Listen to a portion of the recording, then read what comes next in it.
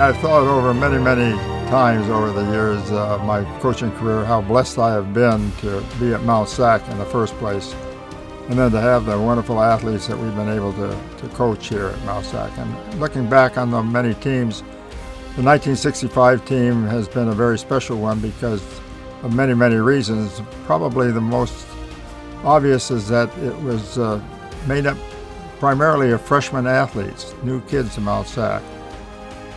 That was the best decision or the best thing that could ever happen to me. I came out here a mediocre athlete. I was a decent high school pole vaulter, but I really blossomed when I got to Mount SAC and finally had a coach that would work with me and understood that I probably could be in a lot better shape and condition, and the more physically fit I got, the better I was able to vault, and it just kind of exploded. I came to Mount San Antonio College in 1963, cross-country season, and my first track season was 64, so I was a newcomer to the area. I really didn't know too many athletes in the area or anything. Had the cooperation of a lot of local coaches referring the athletes on to me. I was surprised how fortunate I was in that respect, so I was blessed to get the support of the local high school coaches in developing this team, and before the year was over, it was an unbelievable experience. And as I say, the character of these athletes are very rare, I'd say, in athletics. Although Mount SAC has had a lot of them before, but this is particularly true with this 1965 team. It was very special in that respect. It was special. There was a number of really good athletes that ended up here.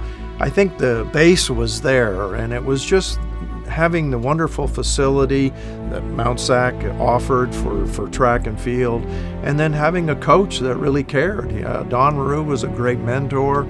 He was a great motivator, and he really had the ability to bring us all together and really bring out the best in us. And it turned out that after the season was over, Mount SAC came out to be the second best team, frosh team in the nation as far as performance is concerned. We're beaten only by Southern University, but this goes into the university divisions too. We beat SC, UCLA, University of Texas, Kansas, Maryland, you name the school, and we ranked second to all of those in our performances that year. But what really stands out in my mind is the caliber of young athletes we had. They were just something very special. Sometimes it's hard to pinpoint just what makes a champion, but if there's ever a secret to our success, I would say it was the willingness of these particular athletes to do anything you ask them to do. They were unique in that respect, never complained, a lot of confidence, willing to try anything you ask them to do, very coachable group of athletes.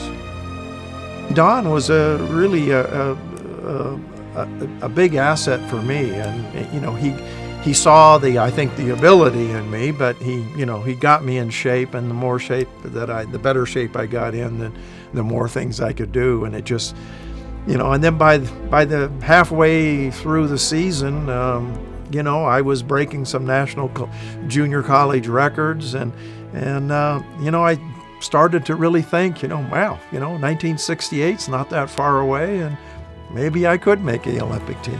Yeah, I think there's no question that Mount SAC was a critical part in my athletic development, and it really launched me on I guess my athletic career. I mean, I wasn't ready to go to a four-year college. I think I'd have been lost in the shuffle, but having the opportunity to come out here to Mount SAC and learn what I did, get my grades up so I could accept an athletic scholarship to USC, that was critical in obviously in my development. So yeah, I'll always be grateful.